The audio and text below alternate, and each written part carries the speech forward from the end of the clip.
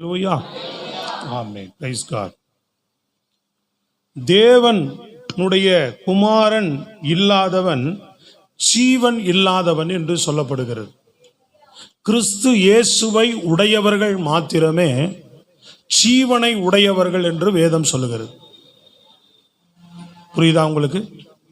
இயேசுவை உடையவர்கள் மாத்திரமே ஜீவனை உடையவர்கள். Praise the Lord. நம்மெல்லாம் யாருடையவர்கள்?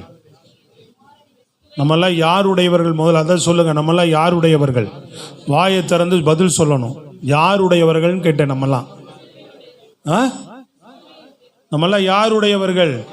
குமாரனுடையவர்கள் இல்லையா? அப்ப நம்மெல்லாம் யாருடையவர்கள் தான்? ஜீவனும் உடையவர்கள். நம்மெல்லாம் இயேசுக்குரியவர்களா? இயேசுவின் உடையவர்களா நம்மெல்லாம்? அப்ப நம்ம யாரு? சத்தமா சொல்லுங்க, வாயை திறந்து சொல்லுங்க, கொஞ்சம் பதில் சொல்லலாம். யாருடையவர்கள்? ஜீவனை உடையவர்கள். Praise the lord. ஹல்லேலூயா. நல்ல கண்களை மூடி ஆண்டவர் நம்மோடு பேசும்படியாக வாயை திறந்து நல்ல சத்தத்தை உயர்த்தி எல்லா ஸ்தோத்திரம் பண்ணி ஜெபம் பண்ணுங்க. ஆண்டவரே எங்களோடு பேசுவீராக. சொல்லுங்க, சத்தமா கேளுங்க பாப்பா, ஜெபம் பண்ணி கேளுங்க. ஆண்டவரே எங்களோடு இடைபடுவீராக, எங்களோடு பேசுவீராக. ஆண்டவரே எங்களோடு பேசுவீராக. மகத்துவம் உள்ளவரே எங்களோடு இடைபடுவீராக. மகிமையானவரே எங்களோடு இடைபடுவீராக. உங்களுடைய வார்த்தைக்காக துதிக்கிறோம். சொல்லுங்க, எல்லாரும் பேசணும்னு விரும்புறீங்களா? ஆண்டவருடைய வார்த்தை வேணும்னு விரும்புகிறவங்க, கர்த்தருடைய வார்த்தை எனக்கு வேண்டும் என்று விரும்புகிறவங்க, எங்களோடு பேசுங்க. ஆண்டவரே எங்களோடு இடைபடுவீராக, எங்களோடு இடைபடுவீராக.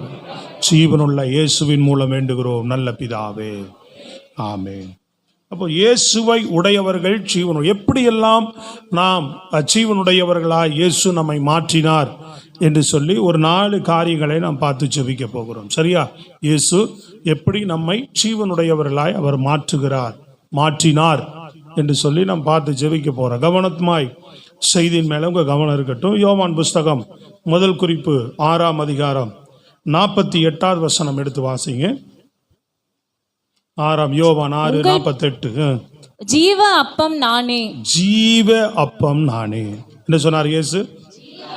ஜீவ அப்பம். அதனாலதான் சொல்லப்படுகிறது இயேசு கிறிஸ்து ஜீவனுள்ள தேவனாய் இருக்கிறபடினாலதான் நாம் அவருடையவர்களாய் இருக்கும்போது நாமும் ஜீவனுடையவர்களாக மாறுகிறோம். சோத்திரம். இயேசு இங்கே சொல்லுகிறார் ஜீவ அப்பம் நானே. அதே நீங்க வேத பகுதியில் 6:58வது வசனத்தை வாசிங்க.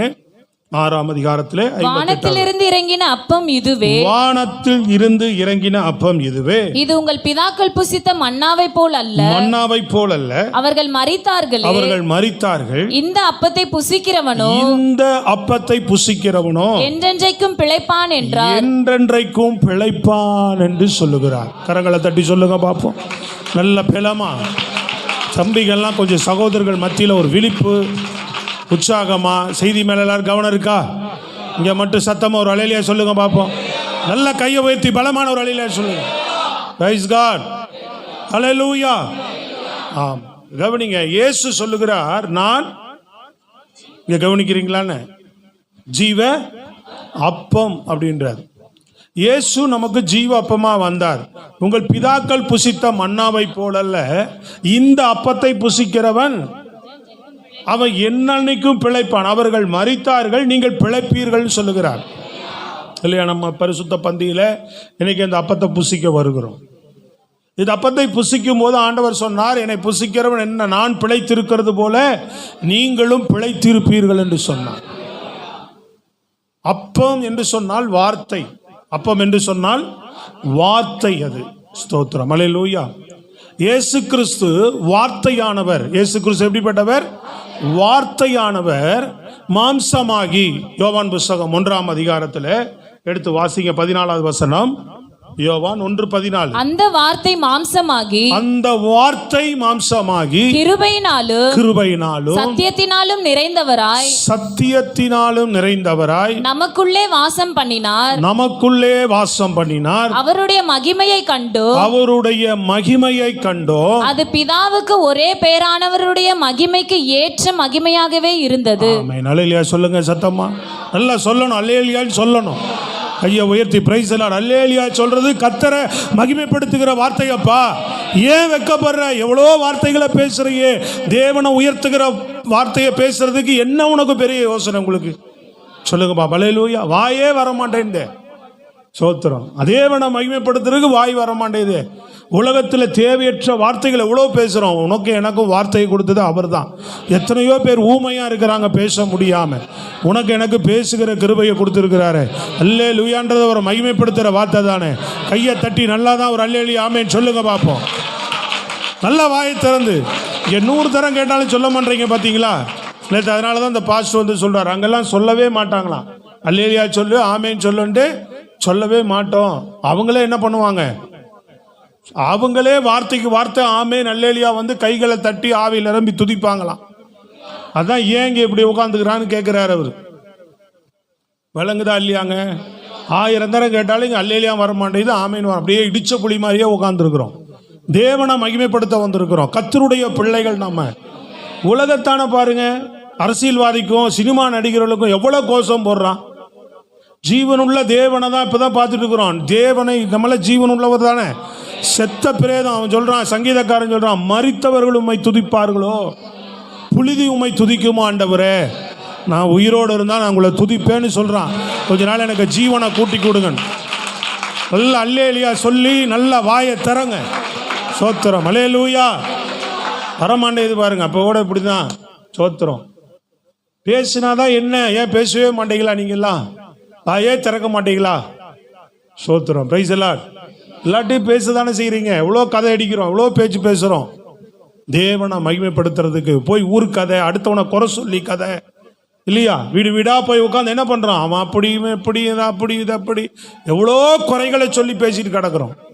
தேவையற்ற வார்த்தைகளை பேசிட்டு கிடக்கிறோம். இயேசுவை பேசு, அது உனக்கு ஜீவனாக மாறும். இயேசுவை சொல்லு, அது உனக்கு ஜீவனாக மாறும். சொல்ல வாயை திறந்து ஒரு அல்லேலூயா ஆமென்னா சொல்லுங்களேன். நல்லா praise the lord, praise the lord. வரமாண்டேது பாருங்க. Praise the lord. சத்தமா கையை உயர்த்தி பிரைஸ் தி லார்ட், அல்லேலூயா. பலமா தான் சொல்லுங்களாம்ப்பா. ஆத்திரமா வளைவு. Price the Lord. இப்படி உயிரை வாங்க, ஏன் உயிரை வாங்குற மாதிரி இருக்கு. தேவனை துதிக்கிறதுக்கு தேவ பிள்ளைகள்கிட்ட இவ்வளோ கேட்க வேண்டியதா இருக்கு. நல்லா வெக்கமா இருக்கு தெரியுங்களா கொஞ்சம். Price the Lord. உற்சாகம் உள்ள பிள்ளைகளாக இருக்கணும். ஆண்டவர் ஆராதிப்பதற்கு, துதிப்பதற்கு, தேவனை உயர்த்துவதற்கு உற்சாகம் உள்ள பிள்ளைகளாக இருக்கணும். அப்போ என்ன காரணம்? நீங்கள் தனிப்பட்ட முறையில் தேவனுடைய அன்பை தெளிவாக அறிந்தீர்களான்னு இதெல்லாம் சொல்ல தேவையே இல்லை. பிரைஸ்ல தானா என்ன வரும் நமக்கு? ஆண்டவர் உயர்த்துகிற வார்த்தை வரும். இயேசு சொல்லுகிறார், நான் ஜீவாப்பம். இந்த அப்பத்தை புசித்தவர்கள், அந்த அப்பத்தை புசித்தவர்கள் இஸ்ரவேலர்கள் மன்னாவை புசித்து மரித்தார்கள். ஆனால் இந்த அப்பத்தை புசிக்கிறவனோ என்றென்றைக்கும் பிழைத்திருப்பான்னு சொன்னார். அப்போ அப்பம் என்பது வார்த்தைக்கு அடையாளம். இயேசு கிறிஸ்து வார்த்தையானவர். வார்த்தையானவர் தான் மாம்சமாகி இந்த பூமியில் வந்தார். இப்போ இந்த வசனம், இந்த வார்த்தை, இன்னும் ஒரு வசனத்தை படித்துக் கொள்ளுங்க. நான் அதற்கு விளக்க சொல்ல விரும்புகிறேன். உபாகமம் புஸ்தகம் 8ஆம் அதிகாரம் 3வது வசனம் வாசிங்க பாப்போம் வேகமா. உபாகமம் 8:3. அவர் உன்னை சிறுமைப்படுத்தி, உன்னை பசியினால் வருத்தி, மனுஷன் அப்பத்தினால் மாத்திரமல்ல கர்த்தருடைய வாயிலிருந்து புறப்படுகிற ஒவ்வொரு வார்த்தையினாலும் பிழைப்பான் என்பதை உனக்கு உணர்த்தும்படிக்கு நீயும் உன் பிதாக்களும் அறியாதிருந்த மன்னாவினால் உன்னை போஷித்தார். அல்லேலூயா. Price the Lord. இங்கே மனிதன் அப்பத்தினால மாத்திரம் அல்ல பிழைக்கிறவன் அல்ல, தேவனுடைய வார்த்தையினாலும் பிழைக்கிறவன் என்று சொல்லி ஆமென் மோசே சொல்லுகிறார் இஸ்ரவேல் ஜனங்களை பார்த்து. அப்ப கவனிங்க, தேவனுடைய வார்த்தை நம்மை பிழைக்க செய்தது. தேவன் வார்த்தையானவர் மாம்சமாகி, அதுதான் அப்பம்ன்றார். நான் ஜீவாப்பம். கவனிக்கணும், அந்த வார்த்தையை வெறும் அப்பம்னு சொல்லல. என்ன சொல்றாரு? நம்ம அதான் பார்த்துக்கிட்டு இருக்கிறோம். குமாரன் உடையவன், ஜீவனை உடையவன். ஸ்தோத்திரம். அல்லேலூயா. அப்ப இயேசு சொல்லுகிறார், நான் ஜீவாப்பம். தேவன் எல்லாமே ஜீவனுக்குரியவர். நான் ஜீவாப்பம்ன்றார். அப்ப அவர் வார்த்தை, அப்பம் வந்து வார்த்தை. இந்த வார்த்தை தான் நம்மளை என்ன செய்கிறது? நமக்கு ஜீவனை கொடுக்கிறது. நம்ம ஆவிக்கும் நம்ம ஆத்துமாவிலும் மரித்து கிடந்த நம்முடைய வாழ்க்கையை ஜீவனை உயிர்ப்பித்தது. புரியுதுங்களா உங்களுக்கு? இந்த வசனங்களை நாம் கேட்க கேட்க, நேற்று ஒரு தம்பி வந்து இங்கே சாட்சி கொடுத்தார். நான் நேற்று மதியமே செய்தி எடுத்துட்டேன். ஸ்தோத்திரம், அல்லேலூயா. தம்பி இன்னொரு ஏசி போடு, அப்புறமா கட் பண்ணி. ஸ்தோத்திரம். புரியுதா உங்களுக்கு? அந்த தம்பி சொல்றாரு, போதைக்கு அடிமையாகி அவர் ஒவ்வொரு நாளும் என்ன செய்யணும்டே இருந்தாரா? மரித்து போகணும். பிசாசு சொல்லுதான், மரித்து போகணும், மரித்து போகணும். அவன் முன்னாடி சவப்பெட்டி இருக்கிறது போலவும் அவங்க அம்மா உட்காந்து அழுகிறது போலவும் தான் அவனுக்கு காட்சி வருதான். இது இல்லாம என்ன செய்ய, மாடியில இருந்து கீழே குதிச்சு தற்கொலை பண்ணிக்கோ அப்படின்னா அந்த ஆவி என்ன செய்தான்? அவனுக்குள்ள சொல்லிக்கிட்டே இருக்கு. மரணம் அவனை துரத்திக்கிட்டே இருக்கு, சாகடிக்க முயற்சி பண்ணிக்கிட்டே இருக்கு. சொல்றது விளங்குதாம்மா? சில பேர்லாம் இந்த குழந்தைக்கு வச்சுக்கிறவங்களாம் நிறைய பேர் ஆராதிக்கவே இல்லை. நான் கவனிச்சேன்.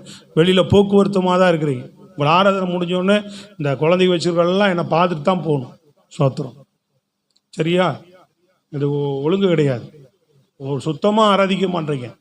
நான் பார்த்துட்டு தான் இருக்கிறேன். 1-2 பேர் பரவாயில்ல, 1-2 பேர் போக்குவரத்துமாக உட்காந்துக்கிட்டு வாயே திறக்கல, தேவனை துதிக்கவே இல்லை. ஸோ குழந்தை உனக்கு கொடுத்ததே ஆண்டவர் தான். வாய் திறந்து சொல்லுங்க நல்லா சத்தமா. அவரை நீ எவ்வளோ மகிமைப்படுத்தணும். அண்ணால் எப்படி வந்து துதிச்சா சொல்லுங்க நல்லா. இன்னும் நல்லா துதிச்சுன்னா உன் குழந்தை எல்லா ஆசீர்வாதத்தோடு அது தானாக வளரும். சும்மானாலும் குழந்தை வந்துச்சு அதையே கையில் வச்சுக்கிட்டு உட்காந்துக்கிட்டே என்ன பண்ண மாட்டேறீங்க? ஆண்டவரை துதிப்பதில்லை, ஸ்தோத்திரம் பண்ணுறதில்லை. என்ன துதிச்சா என்ன ஆகிட போகிற? மடியில் வச்சுட்டு அழகாக துதிக்கலாம் கத்தரை. பிரைஸ் எல்லாம் கவனிக்கிற வசனமாவது கவனிக்கிறீங்களாம்மா? ஸ்தோத்திரம். துதிக்கலைன்னா வசனம் உள்ளே போகாது. அதுக்கு தான் சொல்கிறேன், துதிச்சு ஆராய்ச்சி இருதயம் பண்படுத்தப்படணும். எப்படி ஒரு நிலத்துக்கு முதல்ல அதுக்கு என்ன பண்ணணும்? உழுது அதுக்கு நீர் பாய்ச்சி நல்லா பண்படுத்தின பிறகுதான் அதில் கொண்டு போய் விதையை போட்டால் அந்த விதை என்ன செய்யும்? பலன் கொடுக்கும். அப்போ இங்கே ஒன்றுமே இல்லை, இருதய பண்படுத்தலை. தேவனை துதிச்சு ஆராதிக்கிறது எதுக்கு அப்படின்னு நீங்கள் எல்லாம் சும்மா ஏதோ இது ஒரு பழக்கமாக நினைக்கக்கூடாது. கத்தரை துதிச்சு உயர்த்தி ஆராதித்து நம்ம இருதயத்தை என்ன பண்ணுறோம்? தேவனுக்கு நேராக திருப்புகிறோம், பண்படுத்துகிறோம். பண்படுத்தப்பட்டாதான் இந்த வசனமாகிய விதம் இருதயத்தில் விழும்போது அது 1 30, 60, 100 உனக்குள்ள பலன் கொடுக்கறதா இருக்கும். இதெல்லாம் சத்தியம். தேவ பிள்ளைகள் அறிந்து கொள்ளணும். அதான் உனக்கு ஆசீர்வாதமாக மாறும். பிரைஸ் காட், அல்லேலூயா. அப்போ மரணத்தை அவனை என்ன செய்து கொண்டிருந்தது? துரத்தி கொண்டிருந்தான் சத்துரு.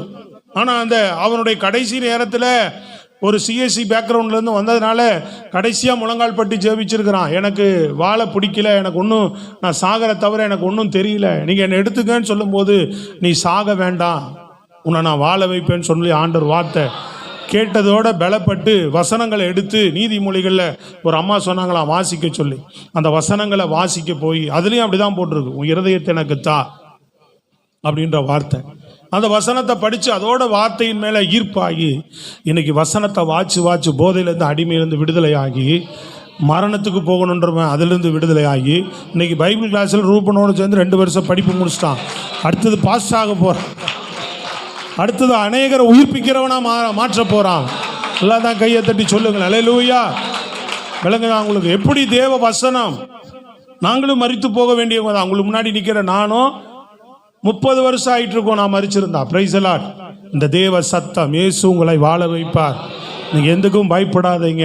இயேசு உங்களுக்கு மீட்பு தருவார், இயேசு ரட்சிப்பு தருவார், இயேசு உங்களை உங்கள் குடும்பத்தை காப்பாற்றுவார், எவ்வளோ பெரிய போராட்டமாக இருந்தாலும் உங்களுக்கு விடுதலை தருவார்னு சொன்ன அந்த சத்தம், ஒரு தேவ பிள்ளைகள் மூலமாய் சொல்லப்பட்ட அந்த சத்தத்தை நாங்கள் கேட்டு ஒரு தைரியம் அடைந்து ஆண்டவருக்கு எங்கள் வாழ்க்கையை ஒப்பு கொடுத்ததுனால இன்றைக்கு வரைக்கும் நாங்களும் நிற்கிறோம். இந்த மாதிரி இங்கே எத்தனை பேர் நிற்கிறீங்க சொல்லுங்கள் அல்லேலூயா.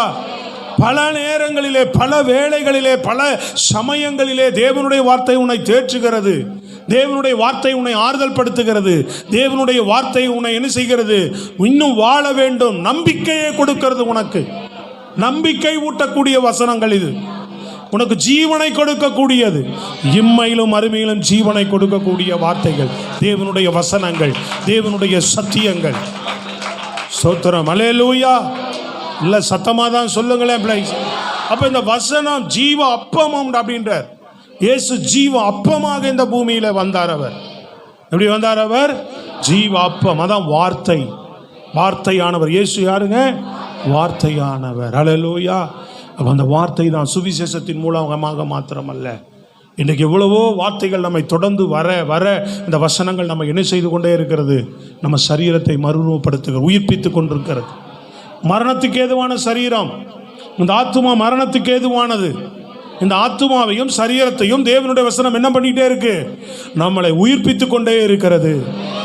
அதனால்தான் வசனத்துக்கு நம்ம கீழ்ப்படுகிறவர்களாக இருக்கணும், வசனத்தை பற்றி கொள்ளுகிறவர்களாக இருக்கணும், வசனத்துக்கு பயப்படுகிறவர்களாக இருக்கணும், வசனத்தை நாம் நம்புகிறவர்களாக இருக்கணும், வசனத்துக்கு நம் வாழ்க்கையை ஒப்பு கொடுக்கிறவர்களாக இருக்கணும். கடைசி வரைக்கும் வசனத்தை பிடித்து கொள்ளணும். வானமும் பூமி ஒளிந்தாலும், ஏன் சொன்னார்? இயேசு என்றென்றைக்கு இருக்கிறவர், எல்லாம் ஒளிந்து போகலாம், இயேசு இருப்பார். புல் உதிரும், புல் உதிர்ந்து பூ உதிரும். தேவனுடைய வசனமோ இங்க முன்னாடி போட்டிருக்கு பாருங்க, என்ன போட்டிருக்கு? அதுக்கு முன்னாடி இருக்க ஒரு வசனம், புல் உதிர்ந்து பூ உதிரும். தேவனுடைய வசனமோ என்றென்றைக்கும் நிற்கும். அதை பிடிச்சிட்டு இருக்கிற தேவ பிள்ளை, நீ நிற்ப, பிழைப்ப, ஜீவனுள்ள பிள்ளையா இருப்போம். அல்லேலூயா. இந்த பூமியில் உன்னை வாழ வைக்கிறதுக்கு இந்த வசனம் போதுமானதாக இருக்கும். இந்த வசனத்தை நம்புகிறவர்களை என்ன செய்யும்? இந்த பூமியில தேவன் வாழ வைப்பார். வசனம் வாழ வைக்கும். இந்த வசனம் என்ன செய்யும்? வாழ வைக்கும் வசனம்.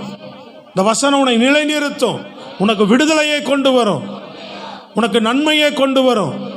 இந்த பையலை அந்த பக்கம் சின்ன பையலை அப்படி தள்ளி என்ன செய்யும்? வசனம் வாழ வைக்கும். உன்னை சொல்றது விளங்குதாங்க? விடுதலையை கொண்டு வரும்.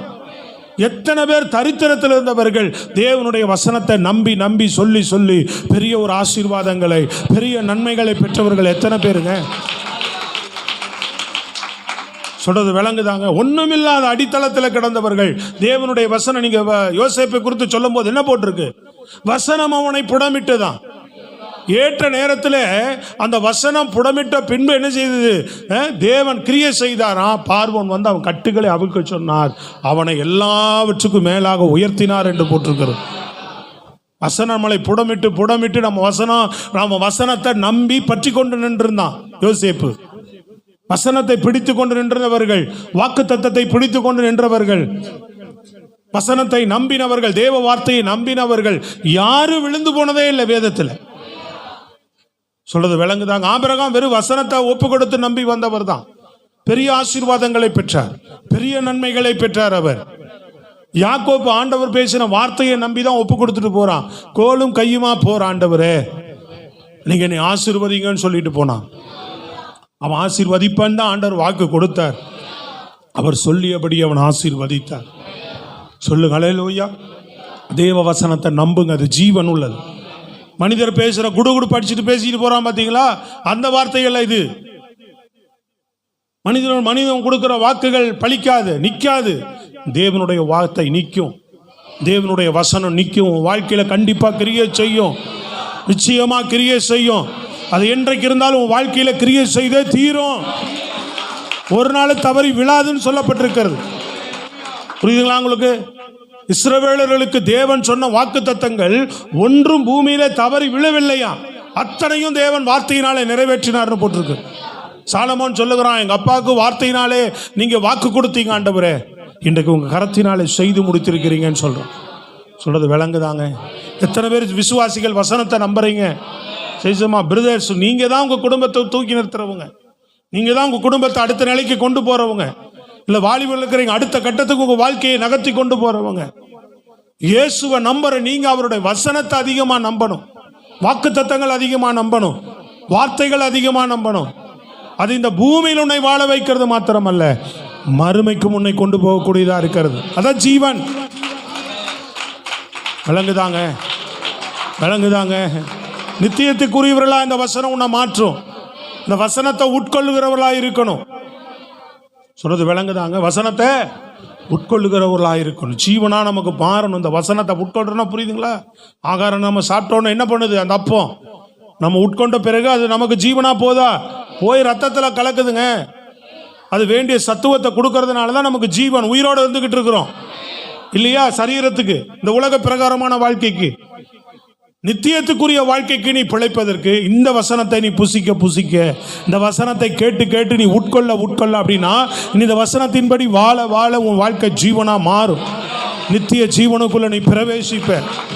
நல்ல கையை தட்டி சொல்லுங்க, மரிப்பது இல்லை, இந்த வசனத்தை கேட்டுக்கொண்டிருக்கிற தேவ பிள்ளையே, இந்த வசனத்தை நம்புகிற தேவ பிள்ளையே, வசனத்துக்கு உன்னை ஒப்பு கொடுக்கிற தேவ பிள்ளையே, வசனத்தில் வாழ்கிற தேவ பிள்ளைகளுக்கு என்றைக்கும் தேவன் ஜீவனை கொடுத்து கொண்டே இருப்பார், கிரிகளை செய்து கொண்டே இருப்பார். ஸ்தோத்திரம், அல்லேலூயா. அதான் போட்டிருக்கு, குமாரனை உடையவன் அவன் ஜீவனை உடையவன். அதான் எப்படி நம்ம ஜீவனுடையவர்களாய் அவர் ஒன்றன் பின் ஒன்றாக நமக்கு மாற்றுகிறார். அவரை நம்ம உடையவர்களாக இருந்து எதையெல்லாம் பற்றி கொண்டு நம்ம ஜீவன் அடைகிறோம் அப்படின்னு தான் நம்ம பார்க்குறோம். முதல்ல அவர் வார்த்தை, அதான் சொன்னார் ஜீவாப்பம். ரெண்டாவது பிரியமானவர்களே, ரெண்டாவது இயேசு ஜீவ தண்ணீராக இருக்கிறார். இயேசு எப்படி இருக்கிறார்? சத்தமா சொல்லுங்க, எப்படி இருக்கிறார்? அவர் ஜீவ தண்ணீராக இருக்கிறார். யோவான் புஸ்தகம் 7ஆம் அதிகாரம் அவர் சொல்லுகிறார் பாருங்க, 38ஆம் வசனம், 39ஆவது வசனம். வேத வாக்கியம் சொல்லுகிறபடி என்னிடத்தில் விசுவாசமாயிருக்கிறவன் எவனோ, என்னிடத்தில் விசுவாசமாயிருக்கிறவன் எவனோ அவன் உள்ளத்திலிருந்து ஜீவ தண்ணீர் உள்ள நதிகள் ஓடும் என்றார். அவன் உள்ளத்திலிருந்து என்ன சொல்லுகிறார்? ஜீவ தண்ணீர். சொல்லுங்க எல்லாரும், என்ன சொல்லுகிறார் அவர்? ஜீவ தண்ணீர், ஜீவ தண்ணீர் உள்ள நதிகள் ஓடும் என்றார். நதிகள் ஓடும் என்றார். தம்மை விசுவாசிக்கிறவர்கள் அடைய போகிற ஆவியை குறித்து இப்படி சொன்னார். தாம் அடைய போகிற ஆவியை குறித்து, பரிசுத்த ஆவியானவர் இயேசு கிறிஸ்துவின் மூலமாய் நம்ம பெறக்கூடிய பரிசுத்தாவியின் வல்லமை தான் அவர் ஜீவ தண்ணீர் என்று இப்படி சொன்னாரா? கையை தட்டி சொல்லுங்களேங்க. விளங்குதா? நல்லா பின்னாடி வரைக்கும் எல்லாரும் புரியுதா உங்களுக்கு? வசனத்தை கவனிங்கம்மா, பாட்டியம்மாலாம் கவனிக்கிறீங்களா வசனத்தை? ஸ்தோத்திரம், அல்லேலூயா. ஆமாம், இந்த வசனம் நல்லா கவனிங்க. இயேசு முதல்ல நமக்கு ஜீவ அப்பமா இருக்கிறது போல அடுத்தது அவர் சொல்கிறார், நான் ஜீவ அப்பம்னு சொன்னார். வார்த்தை, ஜீவ அப்பத்துக்கு என்ன அடையாளம்? வார்த்தை. ஜீவ தண்ணீர்னு சொல்றார் அப்படின்னா என்ன அடையாளம்? அதுக்கு என்ன அடையாளம்? ஒப்பனையா சொல்றார். சிலதெல்லாம் சொல்றது விளங்குதாங்க. இப்ப சாப்பாடும் தண்ணீர், சாப்பாடு மட்டும் இருந்துட்டு தண்ணீர் இல்லைன்னா என்ன ஆகும்? ஐயோ, சாப்பாடே சாப்பிட்டுட்டு இருக்கிற சாம்பேல், சாப்பாடே சாப்பிட்டுட்டு இருக்கிற, தண்ணியே குடிக்கலைன்னா என்ன ஆவ? என்ன ஆகும்? இரு, அவன் சொல்லிட்டு அவனை தானே கேட்டேன், சொல்லு. அடைச்சுக்கும். தண்ணியே குடிக்காமே இருந்தீங்கன்னா, 3 நாள் 4 நாள் குடிக்காமே இருந்தீங்கன்னா விளங்குதா உங்களுக்கு? என்ன ஆயிடும்? ஆளே அவுட்டு. அப்ப வசனத்தை உட்கொள்கிற மாதிரி நம்ம அடுத்தது எது வேணும்? நமக்கு வார்த்தையை பெற்றுக்கொண்டது மாதிரி பரிசுத்த ஆவியானவர். அதனாட்டி ஆண்டவர் அப்படி நமக்கு ஒரு வழியை வச்சிருக்கவே மாட்டார். திருச்சபைக்குள்ள மனிதர்களுக்கு அப்படி ஒரு வழியை வச்சிருக்கவே மாட்டார். அவர் நமக்கு வசனத்தை கொடுக்கிறார். வசனத்தை பெற்றுக்கொள்ளுகிற பிள்ளைங்க எதையும் பெற்றுக்கொள்ளுகிறவர்களா இருக்கணும். பரிசுத்தாவின் அபிஷேகம், வல்லமை, இதுவும் நம்மை உயிர்ப்பிக்க கூடியதா இருக்கிறது. எதை? நம்ம ஆத்துமாவையும் சொல்லுங்க, நம்ம ஆவியும் நம்ம சரீரத்தையும் பரிசுத்தாவியானவர் நம்மளை மீண்டும் உயிர்ப்பிக்கிறார். அவர் ஸ்தோத்திரம், அல்லேலூயா. அதான் சங்கீதக்காரன் சொல்லுகிறான், மானானது நீரோடைகளை வாஞ்சித்து கதறுகிறது போல என் ஆத்துமா அப்படின்றான். எது கதறுது? ஆத்துமாவுக்கு ஒரு தாகம் இருக்கு. ஹலோ, கவனிக்கிறீங்களா? நம்ம சரீரத்துக்கு ஒரு தாகம் இருக்கிறது போல நம்ம ஆத்துமாவுக்கு என்ன இருக்கு? தாகம் இருக்கிறது. இந்த ஆத்துமா தாகத்தை தீர்க்கக்கூடியவர் பரிசுத்தாவியானவர் தான். இந்த ஆத்துமா பசியை தீர்க்கக்கூடியவர் பரிசுத்தாவியானவர் தான். அதனாலதான் சொல்லுகிறார் ஆண்டவர். இங்க சொல்லும் போது சொன்னாரு, தாகமா இருக்கிறவன் என்னிடத்தில் வரக்கடவனர். என்ன தாகம்? ஆத்துமா மீட்கப்படணும், என் ஆத்துமா வாழ வேண்டும், என் ஆத்துமா உயிர்ப்பிக்கப்பட வேண்டும் அப்படின்னு தேவனோடு இணைந்து நான் ஜீவனுள்ள பிள்ளையாய், ஆத்துமா மரணத்துக்கு ஏதுவாக போகக்கூடாது. சொல்றது விளங்குதாங்க? ஆத்துமா பிழைச்சிருந்தாலே போதுங்க. இந்த பூமியில இயேசு கிறிஸ்துவினுடைய ரத்தத்தினால மீட்கப்படும் போதே நீ ஆத்துமா பிழைக்குது. அது எப்பொழுதுமே உயிர் பெற்றிருக்கணும்னு சொன்னா பரிசுத்தாவின் வல்லமையினாலதான். அதனாலதான் நம்ம ஆத்துமா எதுக்கு தாகமா ஏங்கணும்? பரிசுத்தாவின் வல்லமைக்கு. மானானது நீரோடைகளை வாஞ்சித்து கதை. தேவனே என் ஆத்துமா. நம்ம ஆத்துமா யாரை வாஞ்சிக்கணும் அதிகமா? தேவன் மேல, ஜீவனுள்ள தேவன் மேல ஒரு தாகமா இருந்து கொண்டே இருக்கணும். தாகம் தீர்க்கும் ஜீவநதி அவர். பரிசுத்தாவியான ஒரு ஆத்துமாவுடைய தாகத்தை தீர்க்க வந்து உன் ஆத்துமாவை உயிர்ப்பிக்கும் போது ஆட்டோமேட்டிக்கா பரிசுத்தாவின் வல்லமையினால தான் சரீரம் கண்ட்ரோல் ஆகுது. சொல்றது விளங்குதாங்க? பரிசுத்தாவின் உதவியோடு உனக்கு நமக்குள்ள எழும்புகிற மூர்க்கங்களை, கோபங்களை, புரியுதா உங்களுக்கு? பொய்களை, பிரட்டுகளை, இச்சைகளை, அசுத்தங்களை, விரோதமான எண்ணங்களை, சிந்தனைகளை ஆவியானவர் மூலமாக நம்ம கீழ்ப்படுத்துகிறோம். விளங்குதாங்க? அப்படித்தானே வேதம் சொல்லுகிறது. ரோமர் 8 என்ன பார்க்கிறோம்? அப்படித்தானே வேதம் சொல்லுகிறதுன்னு சொல்றேன். சொல்லுங்க நல்ல கையை உயர்த்தி. அப்ப ஆவியானுடைய வல்லமை, பரிசுத்தாவியானுடைய வல்லமை நம்மை தாகம் தீர்க்கக்கூடியது. 4ஆம் அதிகாரத்தில், இதே 4ஆம் அதிகாரத்தில் சொல்றாரு பாருங்க, இயேசு கிறிஸ்து 4ஆம் அதிகாரம் 10வது வசனம், யோவான் 4:10. யோவான் 4:10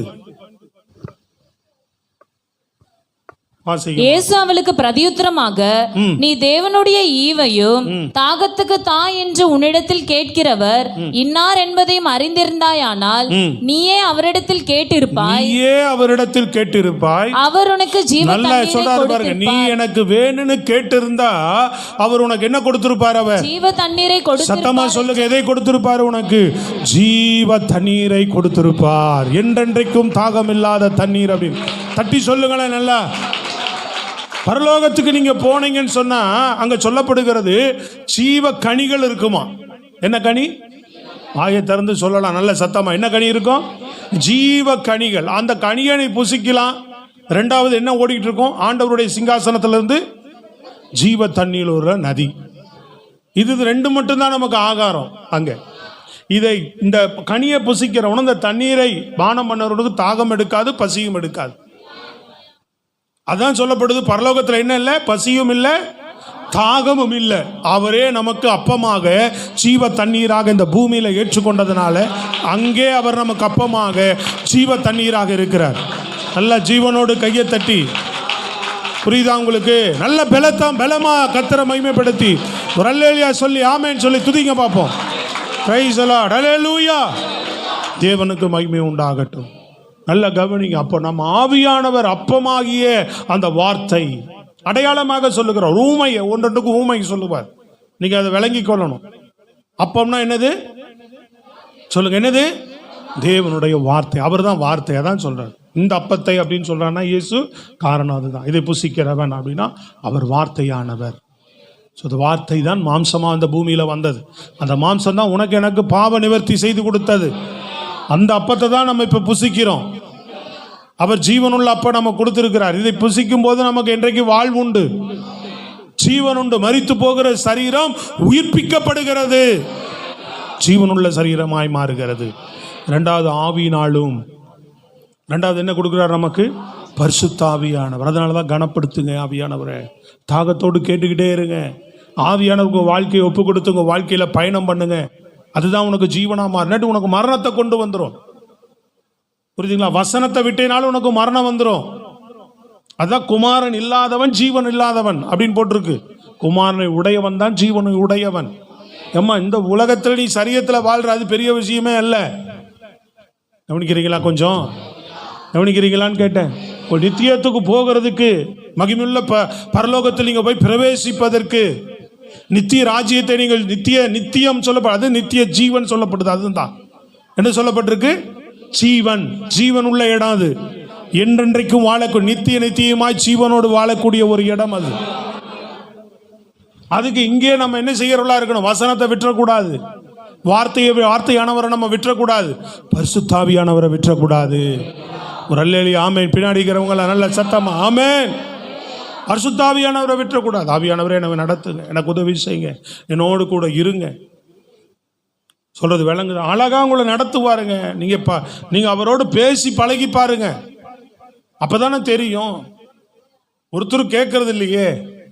சொல்றது விளங்குது? ஆவியானவரே என்ன நடத்துங்க, எனக்கு ஆலோசனை சொல்லுங்க, என்னோடு பேசுங்க, எனக்கு புத்தி சொல்லுங்க, என்னை வழி நடத்துங்க அப்படின்னு கேட்கணும். தேவனுக்கு பிரியமா என்னை மாத்துங்க அப்படின்னு கேட்கணும். எத்தனை பேர் தேவனுக்கு பிரியமா என்னை மாத்துங்கன்னு ஜெபம் பண்றீங்க? ஸ்தோத்திரம், அல்லேலூயா. அப்போ ஜீவ அப்பமாகவும் அவர் என்ன எப்படி இருக்கிறார்? ஜீவ தண்ணீராகவும் இருக்கிறார். அல்லேலூயா. ஜீவம் அப்பம்னா என்னது? சத்தமா சொல்லணும். ஜீவ அப்பம்னா என்னது? வார்த்தை. ஜீவ தண்ணீர்னா பரிசுத்த ஆவியானவர். அல்லேலூயா. அவர் இன்னும் மகிமைப்படாதனாலே ஆவியானவர் பொழுந்தருள படவில்லை அப்படின்னு தன் மூலமாக கிடைக்கக்கூடிய பரிசுத்த ஆவியை குறித்து இப்படி சொன்னார் அப்படி போட்டிருக்கு. ஸ்தோத்திரம். விளங்குதா? மூன்றாவதாக ஒரு காரியம் பாருங்க, இயேசு ஜீவ ஒளியாய் இருக்கிறார். இயேசு யாரா இருக்கிறார்? பக்கத்துல சொல்லுங்க, பார்த்து சொல்லுங்க. இயேசு ஜீவ ஒளியா இருக்கிறார், ஜீவ அப்பமா இருக்கிறார், ஜீவ தண்ணீரா இருக்கிறார். Praise the lord. அல்லேலூயா. மூன்றாவது என்ன பார்க்குறோம்? அம்மா பின்னாடிலாம் கவனிக்கிறீங்களாம்மா? சேர்ல உட்காந்துருக்கிறீங்களா? எப்படி இருக்கிறார்? ஜீவ ஒளி. இருள் என்பது மரணத்துக்குரியது. இருள் என்பது மரணத்துக்குரியது. ஒளி என்பது ஜீவனுக்குரியது. வெளிச்சம். எதை நம்ம விரும்புவோம்? எதைங்க விரும்புவோம் சொல்லுங்க? கரண்ட் போச்சுன்னா என்ன ஆயிடுறோம் ராத்திரியில்? அவ்வளோதானே. சோத்திரம். சொல்லுங்க பார்ப்போம். என்ன ஆயிடுது? ஐயோ அப்படின்னு ஆயிடுறோமா இல்லையா? இருட்டை பார்த்தா என்ன வந்துடுது? ஒன்றுமே இல்லைனாலும் பயம் வருது. இருட்டில் ஒன்றுமே இல்லைனா கூட பயம் வந்துடுது. எவனாவது கொண்டு போய் கும்மு இருட்டில் விட்டு வாங்க பார்ப்போம். எவ்வளோ பெரிய தலைசாலி என்ன ஆவான்? தொடர் நடிக்கை ஆகிடுவான். சொல்கிறது விளங்குதாங்க? Price the Lord. ஒன்று என்ன இருக்குது? பக்கத்தில் யார் நிற்கிறா? யாரோ நிற்கிற மாதிரியே தெரியும் அவனுக்கு. ஒருத்தர் இல்லைன்னா கூட என்ன வரும்? பக்கத்துலேயே நிற்கிற மாதிரியே தெரியும். சில பேர் பாருங்க, இந்த ராத்திரி அப்படியே போயிட்டு இருப்பான், பின்னாடி யாரோ வர மாதிரியே இருக்கும். சோத்திரம். அல்லேலூயா. திக்கு திக்குன்னு திரும்பி திரும்பி பார்ப்பான். யாரோ பக்கத்தில் வர மாதிரி இருக்கு, யாரோ போகிற மாதிரி இருக்கு அப்படின்னு. எதுவும் வராது போகாது. ஆண்டவருடைய பிள்ளை. என்னோடு இயேசுவை தவிர யாரும் வர்றதுக்கு அதிகாரம் இல்லை. என் பின்னாடி தேவ தூதர்கள் வருவாங்க, ஏசப்பா தான் வருவார். நினைச்சா பலன் கூடும். கையை தட்டி நல்லா தான் சொல்ல. இதான் விசுவாசம். ஆண்டவர் பிள்ளை தானே, நான் உங்களை தானே நம்புகிறேன், உங்களை தானே விசுவாசிக்கிறேன், என்னோட நீங்கள் தான் வருவீங்க. அப்படிதான் சொல்லணும். அல்லேலூயா. சத்தமாக கையை உயர்த்துற. அல்லேலூயா. Price the Lord. ஆமாம், வேற எது நம்ம பின்னாடி வராது. வாசிங்க பாப்பா. அதுக்கு ஆதார வசனம் யோவான் புஸ்தகம் 8:12. அதுக்கு ஆதார வசனங்களை சொல்லுகிற, குறித்து கொள்ளுங்க, கவனிங்க வசனங்களை. யோவான் 8:12. மறுபடியும் இயேசு ஜனங்களை நோக்கி, நான் உலகத்திற்கு ஒளியாய் இருக்கிறேன். என்ன சொன்னாரு? நான் உலகத்திற்கு ஒளியாக இருக்கிறேன். என்னை பின்பற்றுகிறவன் இருளிலே நடவாமல் ஜீவ ஒளியை அடைந்திருப்பான் என்றார். எதை அடைந்திருப்பான் என்று சொல்லுகிறார்? ஜீவ ஒளியை அடைந்திருப்பான். கரங்களை தட்டி ஆமென். ஆமா. எதுல நடப்பதில்லை? இருளிலே நடப்பதில்லை. யாரை பின்பற்றுகிறவங்க? அதனாலதான் சொல்றேன், நீ இயேசுவை பின்பற்றுகிற பிள்ளை, உன்னை இருள் பின்பற்றுவது இல்லை. ஐயோ சோத்திரம். சத்தம் ஒன்றும் மண்டையில் ஏற மாட்டேங்குது. ஏன்னா முகத்தில் அப்படி ஒரு ரியாக்ஷன் தெரியணும். அல்லேலூயா சொல்லுங்க. ஆமாம், மாளிகை ஏதாவது சொல்லணும் போல இருக்குது. கைசலார் ஒரு இந்தா உனக்கு ஒரு 1 லட்சம் தரோம், 5 லட்சம் தரோம், 10 லட்சம் தரோன்னா அப்போ தான் ஏதாவது சோத்திரம். அப்போ கூட சில பேர் முகம் அப்படியே தான் இருக்கும் போல தெரியுது. திடீர்னு ஓனர் வந்து உங்களுக்கு சம்பளம் 10,000 20,000 நீ 1000 ரூபாயா, நாளையிலேருந்து உனக்கு 2000 ரூபாய் தரேன்னா சிரிப்பு வருமா வராதா? சொல்லுங்க. அல்லேலூயா. என்ன திடீர்னு சொல்கிறீங்க அப்படின்னு கேட்போம். என்ன திடீர்னு சொல்கிறேன் அப்படியே கேட்போம். எப்படி கேட்போம்? என்னங்க சார் திடீர்னு சம்பளம் உயர்வுன்றீங்க? விளங்குதாங்க இல்லையா? சத்தமாக தான் சொல்லுங்களேன். நமக்கு தகுதியான தேவையான நல்லதை பார்க்கும்போது முகம் தானே என்ன பண்ணுது? ஒரு சிரிப்பு வருது. அதெல்லாம் வந்துட்டு ஒரு நாள் போயிடும். பணம் போயிடும், எல்லாமே போயிடும். உனக்கு வருகிற உலகத்தில் வருகிற சந்தோஷமெல்லாம் ஒரு நாள் இருக்கும், அடுத்த நாள் போயிடும். வேற ஏதாவது ஒன்று பார்த்துக்கிட்டே தான் இருக்கணும். ஆனால் அது நிரந்தர சந்தோஷம். இதெல்லாம் இதுக்கு ஒரு அல்லேலூயா ஆமென்னு சொல்லி, இதுக்கு முகம் சிரிக்கட்டும், இதுக்கும் இருதயம் மகிழட்டும். எல்லாம் கையை தட்டி அல்லேலூயா சொல்லுங்க. சொல்லார், நீ இருளில் என்ன பின்பற்றுகிறவன என்ன இருக்காது? இருளில் என்னை பின்பற்றுகிறவன் இருளில் நடப்பதில்லை, அவன் ஜீவ ஒளி அடைந்திருப்பான்னு சொல்லுகிறார். நீ இயேசுவை பின்பற்றுகிறபடினால உனக்கு இருள் பின்பற்றாது, இருள் பின்னாடி வராது உனக்கு. அழகா இன்னொரு விளக்கத்தை சொல்றாரு பாருங்க. அதே யோவான் புஸ்தகம் 1:9. உலகத்திலே வந்த எந்த மனுஷனையும் பிரகாசிப்பிக்கிற ஒளின்னு போட்டிருக்கு. எப்படி? உலகத்தில் வந்த சொல்லுங்க, எந்த மனுஷனையும் அவன் ஒப்பு கொடுத்தானா போதும். நீ எவ்வளோ நான்லாம் அவ்வளோ பெரிய பாவிங்க, நான்லாம் வந்து ரொம்ப மோசமான அப்படிப்பட்ட ஆளுங்க, நான் இப்படிப்பட்ட ஆளுங்க, நீ என்ன சொன்னாலும் சரிதான். என்னால் நான்லாம் மாறுவாங்க, என் வாழ்க்கையெல்லாம் மாறுமாங்க, என் வாழ்க்கையில் ஒரு மாற்றம் வருமாங்க. சொல்கிறது விளங்குதாங்க? என்ன மாற்ற முடியுமாங்க ஒருத்தரால்? உண்மையாக அந்த மனம் உடைஞ்சவங்க சில பேர் கேட்பாங்க. சில பேர் எல்லா பாவம் பண்ணிட்டு நான் ஏன் மாறணும் அப்படிமா? அவனை மாற்ற முடியாது. நான் நல்லா தானே தெளிவாக தானே இருக்கிறேன்னு சொல்லுவான். அவன் என்ன செய்ய முடியாது. ஆய் திறந்து சொல்லுங்களேங்க, கையை போய் தலையிலூயா. மாற ஆசைப்படுகிறவள் யாரா இருந்தாலும் சரி, எந்த மனுஷனையும் சத்தமா சொல்லுங்க, எந்த மனுஷனையும் பிரகாசிப்பிக்க செய்கிற மையான ஒளி. கையை தட்டி அலையிலூயா. அதுக்கு இன்னொரு விளக்கம் ரொம்ப அழகா நான் சொன்னதுக்கு அந்த விளக்கத்தை சொல்றாரு பாருங்க. யோவான்ல நீங்க 3ஆம் அதிகாரத்தில், யோவான் புஸ்தகம் 3ஆம் அதிகாரத்தில் 19 21 வரைக்கும் வாசிங்க பாப்போம். ஒளியானது, நல்லா கவனிங்க அந்த வசனத்தை எல்லாரும். ஒளியானது உலகத்திலே வந்திருந்தோ மனுஷருடைய கிரியைகள் பொல்லாதவைகளாய் இருக்கிறபடினால். ஒளி இயேசு உலகத்துல வெளிச்சமா வந்துட்டாரா, ஆனா மனுஷருடைய கிரியைகள் பொல்லாதவைகளாய் இருக்கிறபடினால். மனுஷனுடைய கிரியை எப்படி இருக்குதான், பொல்லாதவைகளாய் இருக்கிறபடினாலே அவர்கள் ஒளியை பார்க்கிலும் இருளை விரும்புகிறது. அவங்க ஒளியிட்ட வரதை விட எதை தான் விரும்புறாங்க?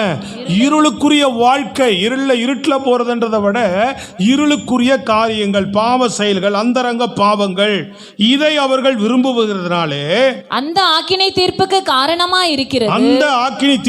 காரணமா இருக்கிறது. பொல்லாங்கு செய்கிறவன், எடாகுடமா நடக்கிற எவனும் ஒளியை பகைக்கிறான். என்னப்பா, யார பகைக்கிறான்? இயேசுவை, வெளிச்சத்தை பகைக்கிறான். தன் கிரியைகள் கண்டிக்கப்படாதபடிக்கு. என்ன யாரு கண்டிக்க கூடாது, என்ன யாரு கேள்வி கேட்க கூடாது, எனக்கு யாரு புத்தி சொல்லக்கூடாது. கவனிக்கிறீங்களா? என்ன சில பேர் அப்படி இருப்பாங்க பாத்தீங்களா? என்னை யாரு என்ன செய்யக்கூடாது, ஒருத்தர் ஒன்னும் கேட்க கூடாது, என்னை யாரு கண்டிக்க கூடாது. யாரா ஒருத்தருக்கு கீழே அடங்கி இருக்கிறவன் தான் அவன் சரியான நபர். நான் யாருக்கு கீழேயுமே அடங்கியே இருக்க மாட்டேன், யாரு சொல்றதையும் கேட்க மாட்டேன் அப்படின்னு சொல்றவன் அவன் ஒளியை பகைக்கிறவனாக இருக்கிறான். சோத்திரம், ஒரு அல்லேலூயா சொல்லுங்க. இன்னைக்கு என் லைஃப்ல நான் எடுத்துட்டீங்கன்னா, எனக்கு நினைவு தெரிஞ்சு என்னோட இதுல எனக்கு அந்த அறிவு 16 வயசு 15 16 வயசு வந்ததுக்கு அப்புறமே நான் எங்கள் அப்பா அம்மா சொல்கிறதெல்லாம் கேட்க மாட்டேன். கவனிக்கிறீங்களா? யார் என்ன சொன்னாலும் கேட்க மாட்டேன், யார் என்ன சொன்னாலும் எனக்கு செட் ஆகாது, அவங்கள நான் பெருசாக எடுத்துக்க மாட்டேன், அசட்டை பண்ணிவிடுவேன் நான் யாராக இருந்தாலும். எங்கள் அப்பாலாம் அதுக்கப்புறம் நான் சொல்கிறதே கேட்டால் தான். அப்போ எங்கள் அப்பா ரொம்ப டைட் பண்ணுறவர் எல்லாத்தையும். நாளாக ஆட்டோமேட்டிக்காக அவர் நான் சொல்கிறத கேட்க ஆரம்பிச்சிட்டார். சொல்கிறது விளங்குதான் உங்களுக்கு? ஆனால் ரட்சிக்கப்பட்ட பின்பு, தேவன் அறிந்த பின்பு, புரியுதுங்களா உங்களுக்கு? அப்போ நல்லவங்க சொல்கிறத எல்லாத்தையும் கேட்டுக்கணும், நல்ல விஷயங்களை எல்லாத்தையும் எடுத்துக்கணும், எல்லாரையும் மதிக்கணும். புரிஞ்சுங்களா? அநாகரிகமாக போகிறதில்ல, ஆனால் அந்த மெயின்ட் எனக்கு இருந்துச்சு. ஸ்தோத்திரம். இன்னைக்கு வரைக்கும் கூட அதிகபட்சமாக நான் என்னுடைய ஒருத்தருக்கு நான் மதிப்பு கொடுத்து நடக்கிறேன்னா என் ஆவிக்குரிய தகப்பனாருக்கு மட்டும்தான். அல்லேலூயா. சாமிதேஸ் ஐயாவுக்கு மட்டும்தான். ஃபாதராக இருக்கலாம், தலைமை போதகர் நமக்கு ஃபாதராக இருந்தாலும் கூட நான் அவருக்கு கீழேருந்து வளர்க்கப்பட்டதுனால இன்னைக்கு வரைக்கும் சில விஷயங்களை பேசுவோம். அவர் ஏதாவது குறுக்கிட்டு பேசினார், ஏதாவது ஒன்று சொன்னால் அதுக்கு மேலே நான் பேச மாட்டோம். அந்த மரியாதை, அந்த பயத்தோட அப்படியே ஒதுங்கி வந்துடுவோம். இன்னைக்கு வரைக்கும் அப்படி தான் இருக்கிறோம். எதிர்மறையாக பேசுகிறதோ, அசட்டை பண்ணுறதோ, அவங்க புரிஞ்சு கொள்ளாமல் பேசி ஏதாவது நம்மளை ஏதாவது செய்திருந்தாலும் கூட நாங்கள் என்ன செய்ய மாட்டோம், ஓவர்டேக் பண்ண மாட்டோம், தட்டி விட்டுற மாட்டோம். சொல்கிறது விளங்குதாங்க? கீழே அடங்கி இருக்கிற ஒரு காரியம். சோத்திரம். அல்லேலூயா. அது அவங்களுடைய கிரிகள் கண்டிக்கப்படணும், நம்ம கண்டிப்பு இருக்கணும். சில பேருக்கு கண்டிப்பே பிடிக்காது பாருங்க, ஏன்னா ஒன்றுமே சொல்லக்கூடாது. அந்த ஆள் டேஞ்சர். அந்த ஆள் எப்படிப்பட்டாலே ஒன்னா தன்னைத்தானாவது நிதானிக்க தெரியணும், இல்லது அடுத்தவர்கள் சொல்ற புத்தியாவது கண்டிக்கும் போது, புத்தி சொல்லும் போது ஏற்றுக்கொள்ளக்கூடிய மனநிலை வேண்டும். சொல்லுங்களே லூயா. விமலாவோட அப்பா இருக்கிறார், யாரு சொல்றதையும் கேட்கவே மாட்டார். எப்படி என்னங்க சுடுதண்ணிய கால் ஊத்துற மாதிரி குதிப்பார்.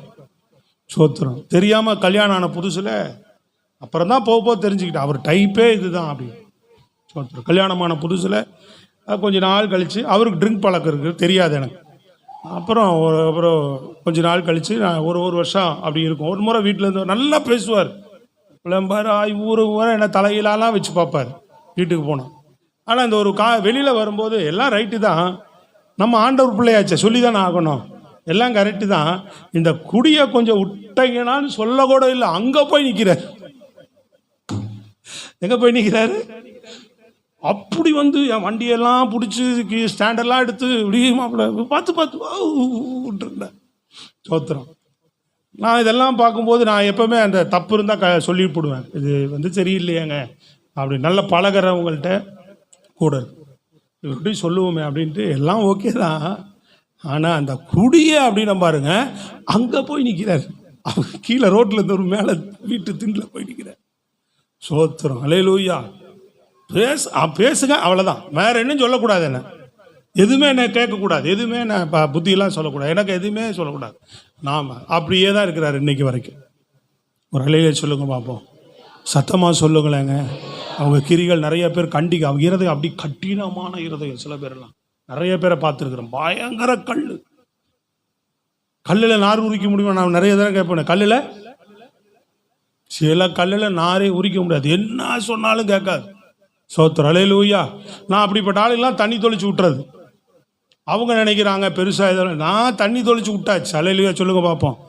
ஆமாம், நீ கேட்டு எனக்கு கீழ்ப்படிஞ்சு வந்தால் நான் உன்னை விசாரிப்பேன், உனக்கு அன்பு பாராட்டுவேன், எல்லாம் செய்வேன். ஒரு கட்டத்துக்கு மேலே போயிடுச்சுன்னு வச்சுங்களேன், தண்ணி தொளிச்சு விட்டுற வேண்டியதுதான். ஆண்டவர் அப்படிதான். சத்தமாக சொல்லுங்க, கரங்களை உயர்த்தி நல்லா சொல்லுங்க. உங்கள் பிள்ளைகளை நீங்கள் சில நேரம் சொல்லி சொல்லி பார்ப்பீங்க, மீறி போயிடுச்சுன்னா என்ன பண்ணுவீங்க? ஐயோ அவன் சொன்னால் கேட்க மாட்டாங்க, சொல்லுவீங்களா இல்லையா? சொல்லுவீங்களா மாட்டீங்களா? வாய் திறந்து சொல்லுங்க. இதுக்கு மேலே அவன்கிட்ட எல்லாம் பேச முடியாதுங்க, அது சொன்னால் கேட்காதுங்க.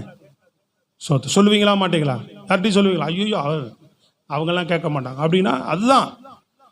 சில பேரெல்லாம் ஓரளவுக்கு வயசில் மூத்தவங்கெல்லாம் எனக்கு இருக்கிறாங்க, சில பேர்லாம் இருக்கிறாங்க, சொன்னால் கேட்டுக்கிடுவாங்க, சில விஷயங்கள்லாம் பேசுவேன் நான். ஆனால் சில பேர்லாம் இருக்கிறாங்க, ஐயோ சோத்திரம், நீ என்ன சொல்கிறது நான் என்ன கேட்கறது அப்படிம்பாங்க. அல்லேலூயா. அவங்களுக்கு நான் மகனாக இருக்கணும், அவங்க அப்பனாக இருக்க விரும்புகிறாங்க. நான் விசுவாசியும் பாஸ்ட் ஆகணும், அவங்க பாஸ்ட் ஆகணும், ஆனால் விசுவாசியாக இருக்கணும். சோத்திரம். சில பேர் அப்படி இருப்பாங்க, அது ஊழியம் அல்ல, அட்டூழியமாக போயிடும். தேவன் கூட இருந்துக்க மாட்டார். சத்தமாக கை வைத்து சொல்லுங்க பார்ப்போம். ஒழுங்கு தான் எல்லாத்துலேயும். பொல்லாத கிரிகள் கண்டிக்கப்படாதபடி சில பேர் யாரு எதிரிடத்துல வரதில்லை, கிட்ட வரமாட்டாங்க. வெளிச்சத்திட்ட வந்தா நான் வெளிச்சம், நீயும் வெளிச்சமாக தான் இருக்கணும். நான் இங்கே வர பயலெல்லாம் பாருங்க, இவனுக்கு இப்படிதான் அப்படிதான் நாங்கள் ஊழியம் செய்கிறவங்க எங்கிட்ட திட்டு வாங்கினதே இல்லை. சோத்திரம். சில நேரம் நான் அந்த ஆவியில் தான் நீ பாண்டவர் இவ்வளோ வேலை செய்கிறாங்க, இவ்வளோ வர்றாங்க ஆனால் உங்கள் ஊழியம் ஆசீர்வதிக்கிறது நீங்கள். ஆனால் அதில் தவறு வரும்போது சில விஷயங்களை, சில காரியங்களை நம்ம என்ன தான் ஆகணும்? ஒழுங்குபடுத்தி தான் ஆகணும், புத்தி சொல்லி தான் ஆகணும். இதெல்லாம் அறியாமல் இல்லை, இருமாப்பினால கடின இருதயத்தினால இஷ்டத்துக்கு பேசுறது கிடையாது. சொல்றது விளங்குதாங்க? இப்போ பிரைஸ் லார்ட். அல்லேலூயா. தேவனுக்கு உகந்த பாத்திரமாவே எங்கேயும் மிஸ் ஆகாமல் நம்ம அப்படி வாழணும். அப்படி வாழும்போதே எங்காவது இருக்கும் குறை, நம்ம பூர்ண புருஷர்கள் உள்ள எல்லாருமே சொல்லுங்கள் அல்லேலூயா. ஆமாம், அப்போ கூட எங்காவது ஒன்று இருக்க தான் செய்யும். அப்போ நம்ம லூஸில் விட்டா என்ன ஆகும் பாருங்க, வீட்டை அப்பப்போ தொடச்சி பெருக்கி க்ளீன் பண்ணிகிட்டே இருக்கிறீங்க, மாப் போட்டே இருக்கிறீங்க, வீடெல்லாம் எப்படி இருக்கு சொல்லுங்களேங்க. கொஞ்சம் தானே நேத்தான் க்ளீன் பண்ணோம், அப்படி விட்டீங்கன்னா, அப்படி 2 நாள் விட்டீங்கன்னா, அப்படி ஒரு 3 நாள் விட்டீங்கன்னா என்ன ஆகும்? கொஞ்சம் கொஞ்சம் விட என்ன ஆகும்? வீடு குப்பை மண்டியாக மாறிடும், வீடு நாத்தம் எடுக்க ஆரம்பிச்சிரும். சொல்லுங்க அல்லேலூயா. பாத்திரங்கள்லாம் ஒரு மாதிரி புழு பிடிக்க ஆரம்பிச்சிரும், வலுவெழுப்பாக ஆரம்பிச்சிரும். அந்த கழுவி அந்த பேஷன்லாம் அதெல்லாம் நீங்கள் பார்த்துக்கலாம். நேத்தானே கழுவணும், இன்றைக்கி தானே கழுவணும். சரி உடம்பே எடுத்துக்க, நேத்தானே குளிச்சேன், இன்றைக்கி தான் குளிச்சேன்னு 3 நாள் விட்டாங்க, என்ன ஆகும்? இந்த ஏசிக்கு உன் வாசனை மட்டும்தான் இங்கே நல்லா வரும். சோத்திரம். அல்லேலூயா. சொல்கிறது விளங்குதாங்க? இந்த காரில் போவோம், சில பேர் உட்காந்துருந்தாங்க, முடிஞ்சு போச்சு கதை. என்னது, அவங்ககிட்ட இருந்து செண்டு வாசனை வந்துக்கிட்டே இருக்கும், என்ன செய்ய முடியாது. ஏசி எல்லாம் கண்ணாடி டோர் லாக்கு, ஃபுல் லாக்கில் இருக்கும், ஸ்மெல் அடிச்சுக்கிட்டே இருக்கும். அப்போ கண்ணாடி திறந்தாதான் தப்பிக்க முடியும். நம்ம இதை திறந்தாதான் நம்ம ஜீவன் தப்பிக்கும். சொல்றது விளங்குதாங்க? பிரைஸ் எல்லாம். அப்போ என்ன பண்ணுறோம்? நம்மளை சுத்தம் பண்ணிக்கிட்டே இருக்கிறோமா? அது போல தான் ஆவிக்குரிய வாழ்க்கையை நீங்கள் சுத்தம் பண்ணிக்கிட்டே இருக்கணும். அதான் சுத்திகரிப்பு கூட்டம் வைக்கிறோம். சொல்றது விளங்குதாங்க? நம்ம இந்த ஒவ்வொரு ஆராதனையும் என்ன பண்ண, நம்மளை நாமே சுத்தம் பண்ணிக்கிட்டே இருக்கிறோம். இங்கே வருகிறோம், சுத்தம் பண்ணிக்கிட்டே இருக்கிறாங்க. போன வாரம் தானே சர்ச்சுக்கு போனோம், அடுத்த வாரம் பார்த்துக்குறோம். அல்லேலூயா. செவ்வாய்க்கிழமை தானே போனோம், வெள்ளிக்கிழமையும் போகணுமா? காலையில் தானே ஜெபிச்சோம், நேத்தானே ஜெபிச்சோம், இன்னைக்கு ஒரு நாள் விட்டா என்ன? இல்லை, ஒவ்வொரு நாளும் நீ ஆண்டவரோடு இருக்க இருக்க இருக்க நீ புதிய மனுஷனா, புதிய மகளா, புதிய பிள்ளையா நீ மாறிக்கிட்டே இருக்க முடியும். கையை தட்டி அல்லேலூயா. அப்ப ஆண்டவர் அவ்வளவு தெளிவாக அவ்வளவு அழகா சொல்றாரு பாருங்க. ஒளியை ஏன் பகைக்கிறாங்க? செய்கிறவனும் ஒளியை பகைக்கிறான், தன் கிரியை கண்டிக்கப்படாதபடிக்கு ஒளியினிடத்தில் வராதிருக்கிறான். சத்தியத்தின்படி செய்கிறவனோ தன் கிரியைகள் தேவனுக்குள்ளாய் செய்யப்படுகிறது என்று வெளியாகும்படி ஒளியினிடத்தில் வருகிறான் என்றார். அல்லேலூயா. ஆமா, சத்தியத்தின்படி வாழணும்னு நினைக்கிறவன் ஒளியினிடத்துல வரானா? சத்தமா சொல்லுங்களேங்க, ஒரு அல்லேலூயா ஆமென் சொல்லுங்களேன். இவ்வளவு அருமையா ஆண்டவர் போதிச்சு வச்சுட்டு போய்கிறார் பார், இவ்வளவு அழகா நமக்கெல்லாம் சொல்லி கொடுத்துட்டு போய்கிறார் பார். அவரை மாதிரி பேசுறதுக்கு ஆனந்த ஞானம் உள்ளவர் யாரும் இல்லை. இந்த வேதத்தை நான் கடந்த வாரம் கூட சொன்னேன், இதை நீங்கள் அதிகமாக வாசிக்க வசனத்தை நீங்கள் அதிகமாக கேட்க நீங்கள் ஞானமுள்ள பிள்ளைகளாக மாறுவீங்க. கையை உயர்த்தி நல்லா வரவே மாட்டேங்க. ஞானமுள்ள பிள்ளைகளாக நீங்கள் மாறுவீங்க. உங்கள் பிள்ளைகளுக்கு அதிகமாக உலக படிப்பு அறிவை பாருங்க. இன்னைக்கு எவ்வளோ பேர் படித்த பிள்ளைங்க எப்படி சுற்றுறான் சொல்லுங்க. சினிமா நடிக்கிறது பின்னாடியும் போய் உயிரை கொடுத்துட்டு வரான். அங்கே போய் அவருக்கு உயிரை கொடுத்தது அவருக்கு தெரியுமா? அவங்க உனக்காக வருத்தப்படுவாங்களா? நீ கத்துறதோ விசிலடிக்கிறதோ அவங்களுக்கு தெரியுமா? ஒண்ணுமே தெரியாது. அப்ப படிச்சாலும் வளர்ந்தாலும் நமக்கு அறிவில்லை. யாருக்கோ போட்டுக்கிட்டு உட்கார்ந்துட்டு இருக்கிறோம். நம்ம நிதானிக்கணும். நல்லது கெட்டது பார்த்து யாருக்கோ சரி ரைட் இவர் நமக்கு நல்லது செய்வாரா அப்படின்னு யாராவது கொடுத்துருவா. யாருமே நமக்கு தலைவனா இருக்கக்கூடாது. யாருக்கு நம்ம தொண்டனா இருக்கக்கூடாது. எனக்கு இயேசு தான் தலைவர், அவருக்கு நான் என்றென்றைக்கும் தொண்டன். கையை தட்டி சொல்லுங்க, அவருக்கு நான் என்றென்றைக்கும் தொண்டன், அவருக்கு தான் நான் தொண்டனாக இருப்பேன். சொல்றது விளங்குதாங்க? அப்படித்தான் நம்ம வாழணும் ஒழிய. இப்போ பாருங்க, சில பேர் இந்த வசனத்தை கேட்டுட்டு இருக்கும்போது என்ன ஆகும் தெரியுங்களா? இருதயம் இன்னும் கடினப்பட்டுட்டு தான் இருக்கும்.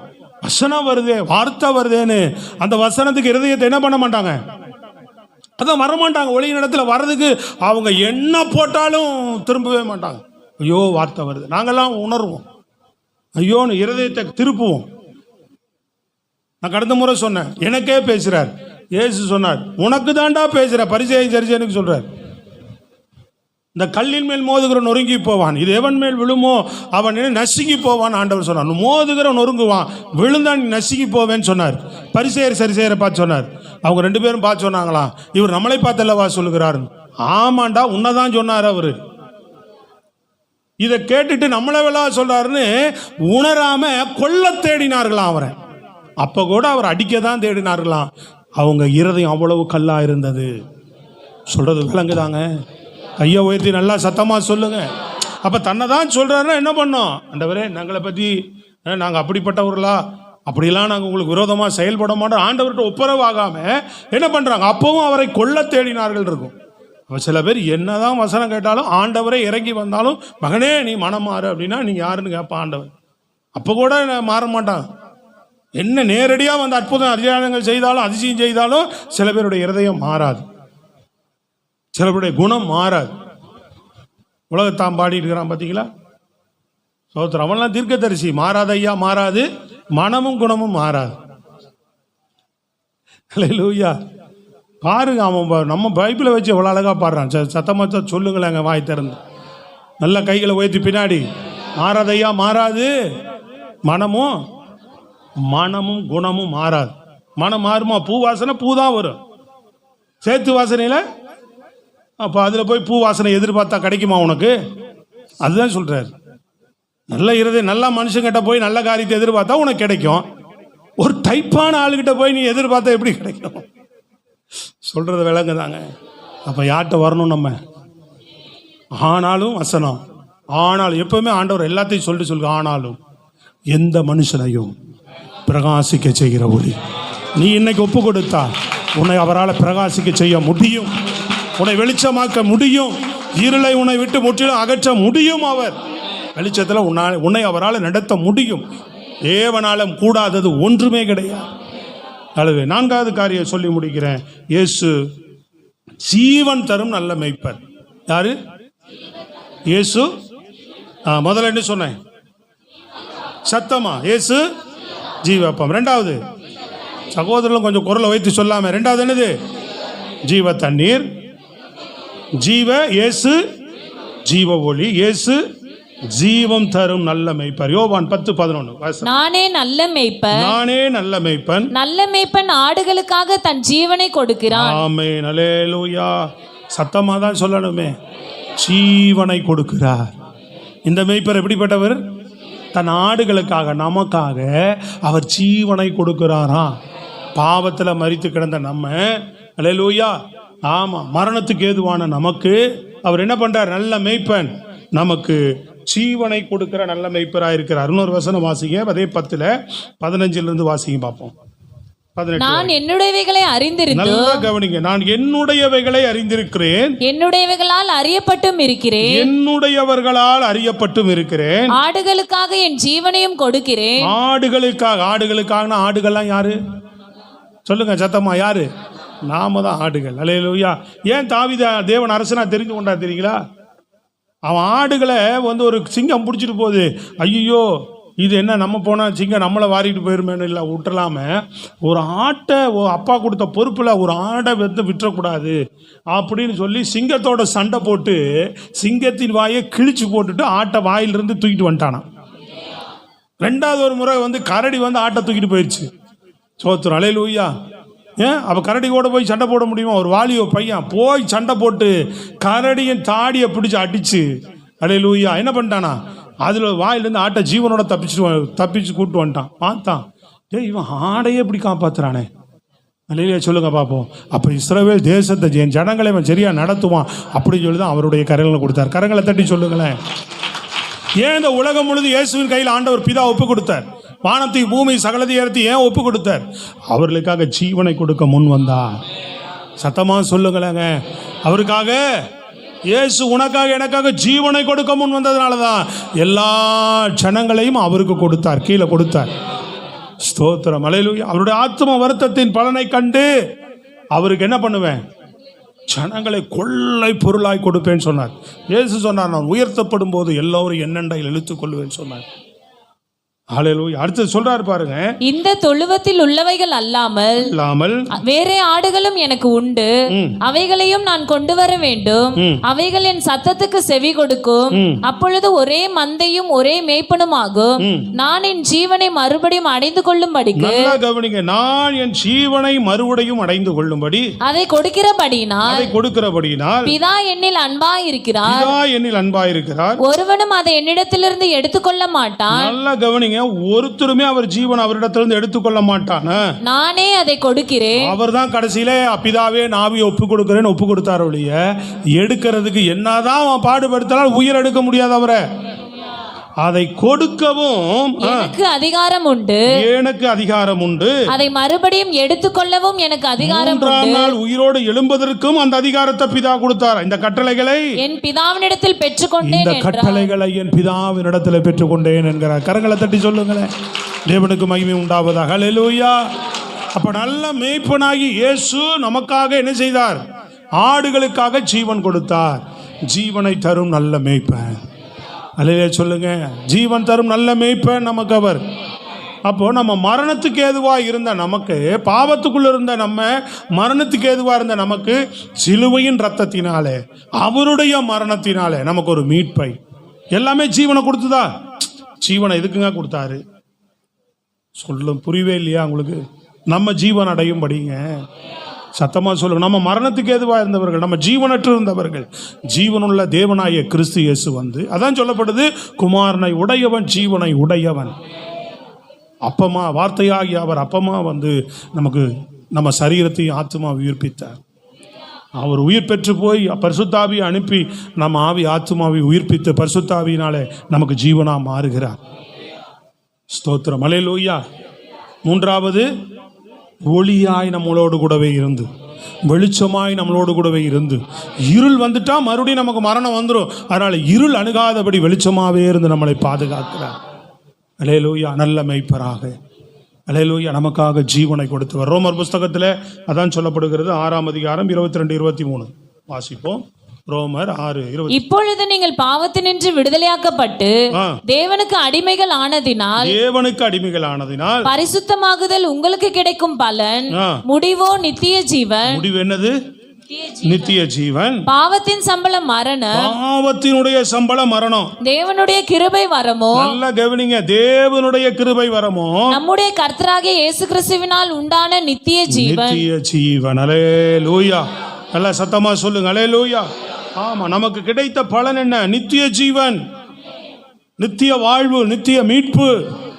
பாவத்தின் சம்பளம் மரணம்னு போட்டிருக்கு.